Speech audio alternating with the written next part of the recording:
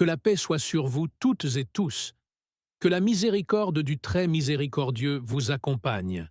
Et que la paix soit également sur vous, cher Dr Zakir Naik. Je suis honoré de pouvoir échanger avec vous dans ce moment dédié au dialogue entre l'islam et le christianisme. Je me présente. Je me nomme Souleyman Al-Hakimi, fils d'une famille croyante qui m'a toujours appris à respecter les religions, à écouter avant de répondre, à comprendre avant de juger. Si je suis ici, ce n'est ni pour provoquer, ni pour choquer, mais pour chercher la clarté. Dans de nombreux débats, j'ai entendu des personnes, parfois des étudiants, parfois des chrétiens fervents, parfois des sceptiques, parfois même des musulmans, crier ou se fâcher lorsqu'ils ne comprenaient pas ou n'acceptaient pas une réponse. Certains vont jusqu'à dire « Arrête de tourner autour du pot, donne-nous une réponse claire ». Alors, j'aimerais, avec le plus grand respect, vous poser aujourd'hui une seule question, inspirée de cette scène que beaucoup ont vue. Pourquoi, selon la perspective islamique que vous présentez, la croix, symbole central du christianisme, ne peut-elle pas représenter la vérité ultime? Et comment la raison peut-elle, comme certains le disent, faire s'effondrer la croix lorsqu'on analyse les textes? Je vous remercie d'avance pour votre réponse et je remercie l'audience d'écouter avec ouverture. Bismillahir-Rahmanir-Rahim. Au nom d'Allah, le tout miséricordieux, le très miséricordieux. Cher frère Souleyman Al-Hakimi, que la paix soit également sur vous. Je vous remercie pour votre question qui, malgré sa profondeur, est formulée avec respect et clarté. Je remercie aussi celles et ceux présents aujourd'hui, musulmans, chrétiens, croyants et non-croyants, car le dialogue est l'une des bénédictions qu'Allah nous accorde pour nous comprendre les uns les autres. Avant de répondre directement, je voudrais préciser quelque chose d'important. L'islam n'attaque jamais la personne du chrétien. L'islam honore Jésus, Issa, sa mère Marie, Mariam, ses disciples et reconnaît la noblesse de leur intention. Ce que l'islam remet en question, ce sont les interprétations ultérieures, les doctrines ajoutées, les dogmes qui ne viennent pas du message originel transmis par Jésus, fils de Marie, paix sur lui. Pour répondre à votre question, je vais traiter 3 axes principaux. Premier axe. Ce que dit le Coran sur Jésus et la crucifixion. Deuxième axe. Ce que disent les évangiles eux-mêmes lorsque l'on interroge la raison. Troisième axe. Pourquoi, selon l'islam, la vérité doit être cohérente, rationnelle et non contradictoire. Premier axe. Le Coran et la question de la croix. Le Coran parle de la crucifixion dans un verset fondamental, la sourate 4, verset 157. Ils ne l'ont ni tué, ni crucifié, mais cela leur a été rendu semblable. Sourate An-Nisa 457. Ce verset ne nie pas que des gens aient tenté de tuer Jésus. Il dit simplement « ils n'ont pas réussi ». Ils ont cru réussir, mais Allah l'a sauvé.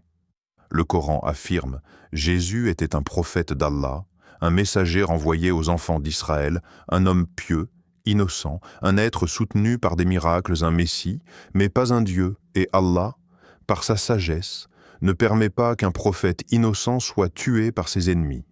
Le prophète Mohammed, paix et bénédiction sur lui, a également affirmé dans les hadiths que Jésus reviendra à la fin des temps pour rétablir la vérité et démentir les fausses croyances établies autour de lui. Ainsi, dans la vision islamique, la croix ne peut pas représenter la vérité ultime, car elle repose sur un événement que le Coran nie explicitement. Mais pour ne pas demander aux chrétiens d'accepter uniquement la parole du Coran, examinons maintenant ce que disent les évangiles eux-mêmes. Deuxième axe. Quand la raison interroge les évangiles, contradiction, incohérence, ambiguïté. Je précise, avant de continuer, je ne dénigre pas les chrétiens. Je discute la cohérence théologique des textes, comme le font des théologiens chrétiens eux-mêmes. Il existe plusieurs points problématiques. A. Différence dans les récits de la crucifixion. Les 4 évangiles décrivent la crucifixion différemment. Qui portait la croix? Jésus ou Simon de Cyrène? À quelle heure Jésus fut-il crucifié? Combien de temps a-t-il passé sur la croix? Quels furent ses derniers mots? Par exemple, dans Jean 19,14, Jésus est encore vivant à la 6e heure. Dans Marc 15,25, il est crucifié à la 3e heure. 3 heures de différence. B. Jésus priait pour être sauvé. Dans Matthieu 26,39, Jésus dit que cette coupe s'éloigne de moi. Cela montre qu'il ne voulait pas mourir. Or, un prophète accepte son destin avec conviction. Mais ici, Jésus demande explicitement d'échapper à la mort. C. Jésus dit qu'il a été envoyé pour accomplir la loi, pas pour mourir pour les péchés. Dans Matthieu 5,17, « Je ne suis pas venu pour abolir la loi ». Or, l'idée de mourir pour les péchés n'existe pas dans la loi de Moïse. D. Jésus dit clairement qu'il n'est pas Dieu dans Jean 14,28. « Le Père est plus grand que moi ». Dans Marc 13,32, « Quant au jour et à l'heure, personne ne le sait, ni les anges, ni le Fils, mais seulement le Père. » Comment un Dieu ne connaît-il pas quelque chose? Cela prouve que Jésus était soumis à une autorité supérieure, Allah. E. Jésus n'est jamais décrit comme ayant dit « Je suis Dieu, adorez-moi ». Jamais. Une doctrine entière repose sur une phrase qui n'existe pas. 3e axe. Quand la raison fait s'effondrer la croix. L'expression « la croix s'effondre » n'est pas correcte si elle est comprise comme une attaque contre les chrétiens. Mais elle a un sens théologique. Lorsqu'une croyance centrale repose sur des contradictions, des ambiguïtés et des incohérences, alors elle ne peut pas être la vérité originelle. En islam, Dieu est unique. Dieu ne meurt pas, Dieu ne se fait pas tuer par ses créatures. Dieu n'a pas besoin de s'incarner, Dieu pardonne par sa miséricorde, pas par le sacrifice d'un innocent. Le Coran affirme avec force dans la sourate 112 « Il n'engendre pas, il n'est pas engendré ». La raison confirme. Un Dieu éternel n'a ni naissance ni mort. Quand on analyse les textes, la notion de Jésus crucifié pour les péchés du monde devient difficile à soutenir rationnellement. Ainsi, cher frère Suleiman, pour répondre à votre question, la croix ne peut représenter la vérité ultime dans la vision islamique car le Coran affirme qu'il n'y a pas eu crucifixion, les évangiles présentent des contradictions majeures, Jésus enseignait l'unicité pure, la raison refuse l'idée qu'un Dieu éternel puisse mourir. Ce n'est pas la foi chrétienne que nous rejetons, mais les interprétations qui se sont éloignées du message originel de Jésus, qui lui-même annonçait l'arrivée d'un dernier prophète, Mohammed. J'invite toutes celles et tous ceux qui nous écoutent à réfléchir sans colère, sans préjugés, avec sincérité, parce que la vérité n'a pas peur de la raison. Et avant de passer à la suite, je demande à l'audience, si vous appréciez ce dialogue sincère et respectueux, de s'abonner à la chaîne, de liker, de partager et d'écrire en commentaire « Allah Akbar ». Lorsque nous analysons les textes, les doctrines, les versions et les interprétations qui ont façonné les siècles, nous constatons que la question de la croix n'est pas simplement une divergence théologique entre musulmans et chrétiens. C'est une question qui touche à la logique même de la foi, à la nature de Dieu et à la cohérence de son message à travers l'histoire. Et pour comprendre cela profondément, il est nécessaire d'aller plus loin que les récits et d'examiner ce que les prophètes ont réellement enseigné depuis les temps anciens. Le premier point que j'aimerais développer davantage est la notion de cohérence prophétique. L'islam ne vient pas contredire les prophètes précédents. Il vient les confirmer, les purifier des altérations textuelles et restaurer la continuité du message d'un Dieu unique qu'on retrouve chez Abraham, Moïse, David, Salomon, Jésus et Mohammed, paix sur eux tous. Le Coran affirme dans la sourate 2 verset 136 « Dites, nous croyons en Allah, en ce qui nous a été révélé, en ce qui a été révélé à Abraham, Ismaël, Isaac, Jacob et aux tribus, ainsi qu'à Moïse, Jésus et aux prophètes de leur Seigneur. Nous ne faisons aucune distinction entre eux. Autrement dit, la vérité ne peut pas être contradictoire d'un prophète à l'autre. Elle ne peut pas changer radicalement. Si l'on prend cela comme base, alors l'idée que Dieu aurait ordonné à Abraham de proclamer l'unicité absolue, qu'il aurait donné à Moïse les commandements affirmant qu'il est un Dieu unique et qu'ensuite il se serait incarné en un homme, aurait accepté d'être frappé, humilié et mis à mort par ses créatures, tout cela brise la cohérence du message. Le rôle de Jésus, selon l'islam, n'a jamais été de changer la nature de Dieu, mais de rappeler les enfants d'Israël à la pureté de la loi, à l'adoration exclusive d'Allah et à la droiture du cœur. Et c'est précisément la raison pour laquelle, lorsqu'une étudiante s'énerve et dit « Arrêtez de tourner autour du pot », ce n'est pas seulement l'expression d'une frustration émotionnelle.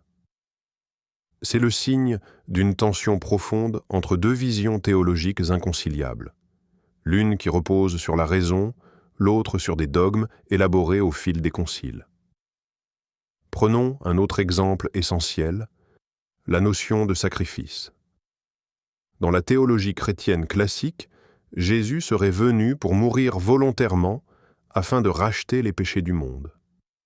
Mais cette idée ne correspond ni à la logique divine, ni au message historique des prophètes. Dans l'Ancien Testament, les sacrifices expiaient certains péchés, mais jamais les péchés majeurs comme le meurtre, l'adultère ou l'association à Dieu.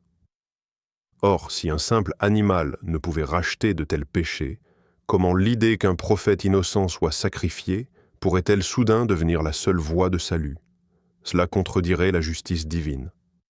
Allah dit dans le Coran, Sourate 6, verset 164, « Nulle âme ne portera le fardeau d'une autre. » L'idée même que quelqu'un puisse être puni pour les fautes d'une autre personne va contre la base même de la justice divine.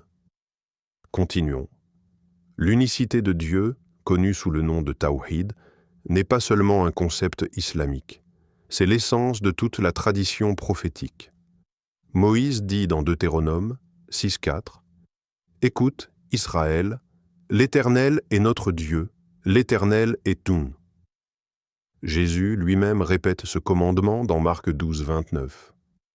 Comment se fait-il alors que quelques siècles plus tard, un concept comme la Trinité émerge, un concept qui n'existe dans aucun verset clair, dans aucune parole précise de Jésus, et qui contredit toutes les écritures antérieures? Et c'est là que la question de la rationalité devient centrale. On dit souvent « la foi dépasse la raison ». Oui, la foi dépasse la raison, mais elle ne la contredit pas. Elle ne peut pas s'opposer à la logique fondamentale. Car la création elle-même est construite sur des lois rationnelles. Allah dit dans la sourate 3, verset 190, « En vérité, dans la création des cieux et de la terre, et dans l'alternance de la nuit et du jour, il y a des signes pour les doués d'intelligence. » La foi véritable invite donc à réfléchir, pas à se soumettre aveuglément à un dogme. Examinons maintenant un point crucial, souvent négligé. Les paroles attribuées à Jésus sur la croix. Dans les évangiles, on trouve plusieurs versions différentes selon l'évangéliste. Mais prenons par exemple Matthieu 27, 46. « Mon Dieu, pourquoi m'as-tu abandonné ? » Comment un être considéré comme Dieu ou comme une partie de Dieu pourrait-il prononcer ces mots ? Comment Dieu peut-il s'abandonner lui-même ? Cela montre clairement que Jésus parlait comme un serviteur de Dieu, un prophète soumis à son Seigneur. Le Coran confirme cela lorsqu'il cite Jésus dans la sourate 5, verset 116. « Jamais je ne leur ai dit si ce n'est ce que tu m'as ordonné. Adorez Allah, mon Seigneur et votre Seigneur. » Cette affirmation est pure, simple, sans ambiguïté. Jésus n'a jamais demandé à être adoré. Autre point souvent ignoré, les preuves historiques extra-bibliques montrent que la crucifixion a été racontée différemment selon les communautés chrétiennes primitives. Par exemple, certaines sectes chrétiennes anciennes, comme les Docètes, affirmaient déjà au 1er siècle que Jésus n'avait pas été crucifié, mais qu'un autre avait été mis à sa place. Cette idée n'est donc pas une invention tardive de l'islam. Elle existait des siècles avant la révélation du Coran. Cela prouve qu'il y avait déjà un débat parmi les premières générations de chrétiens sur ce qui s'était réellement passé. De plus, lorsque les chrétiens disent que Dieu est amour, nous sommes d'accord. Allah est al-Wadoud, celui qui aime. Mais l'amour divin n'a pas besoin d'un sacrifice sanglant pour s'exprimer.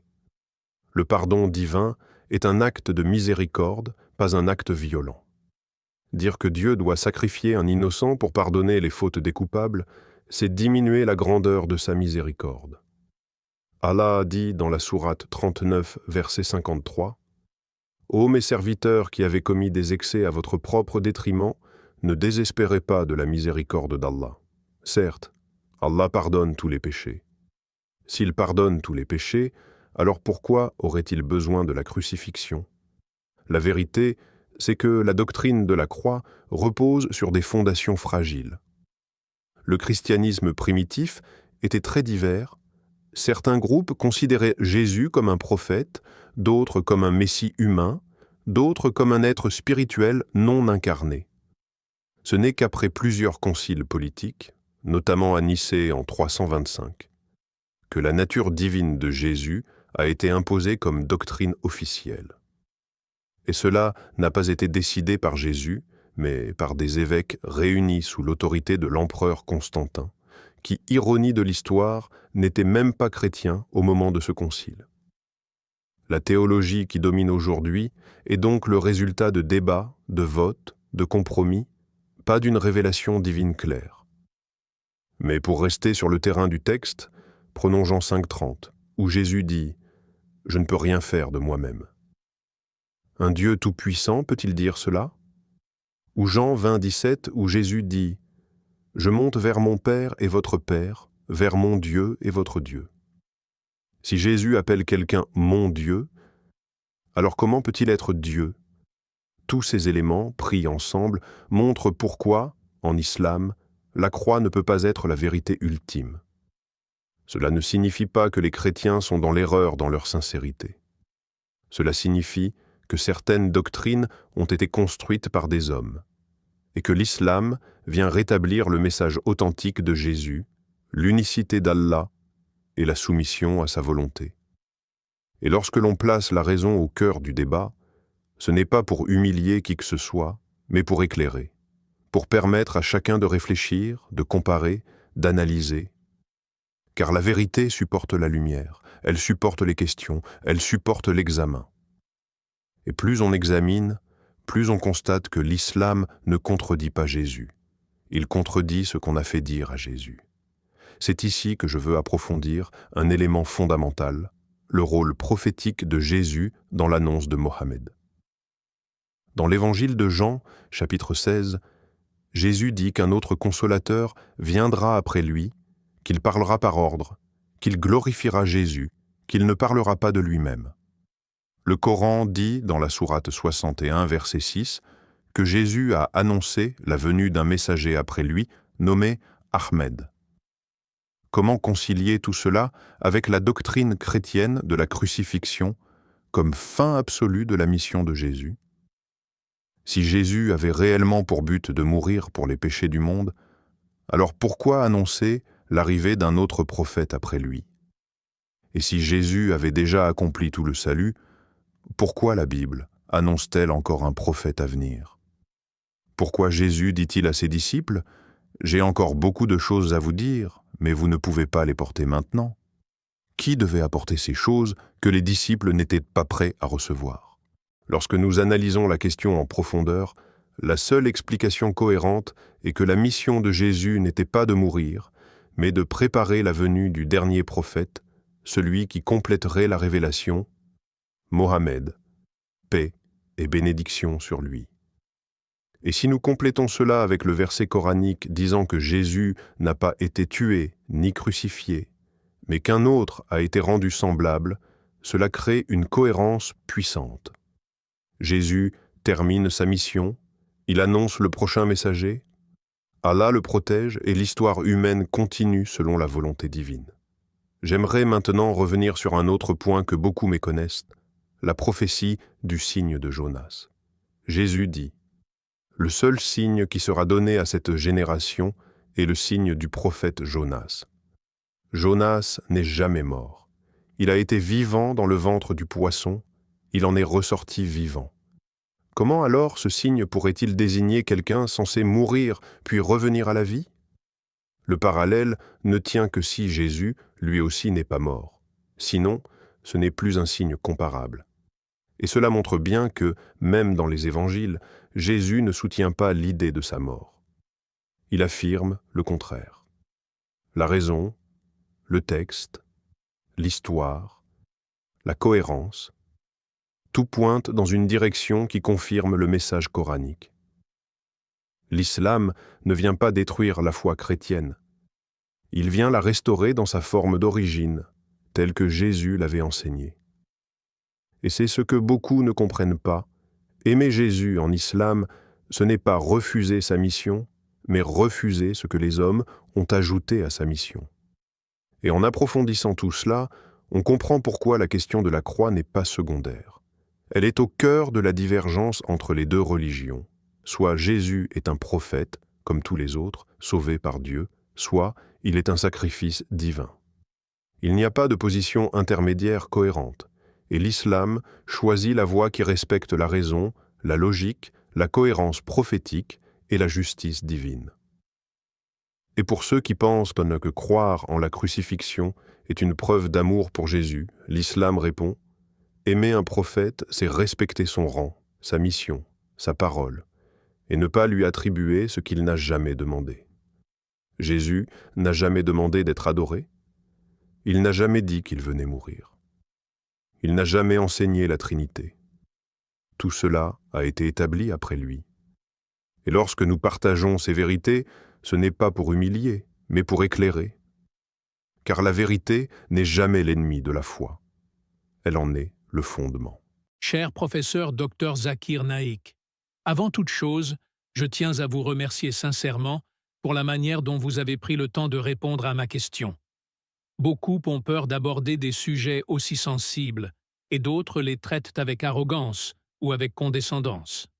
Mais vous avez répondu avec clarté, avec respect, et surtout avec une logique qui pousse à réfléchir plutôt qu'à réagir.